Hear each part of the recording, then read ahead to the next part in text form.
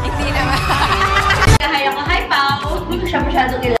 Sa Jojowain Autotropahin Challenge ni Kim Chiu last 2020 ay kasama niya noon ang kanyang dalawang best friend na si Bella Padilla at Angelica Panganiban. Noong si Paolo na ang nabunot ni Kim ay nakangiti lang ang dalawa niyang kaibigan at nag-hi pa nga sa screen si Angelica Panganiban.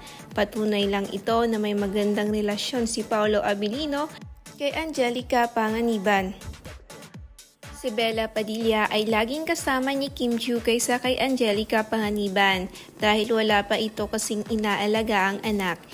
Kaya for sure marami siyang alam sa nangyayari ngayon kay Kim. Sakto kasing si Bella ang host noon sa Showtime noong nag-guest ang Kim Pao, kaya na may malakas ang loob niyang magbitaw ng sekreto ni Kim. Binulgar niya sa madlang people na magkasama daw silang umuwi ng Pinas galing California. Nabigla si Kim at napahambas kay Bella. Hindi niya kasi ini-expect na sasabihin niya iyon. Habang si Paolo naman ay nakangiti lang.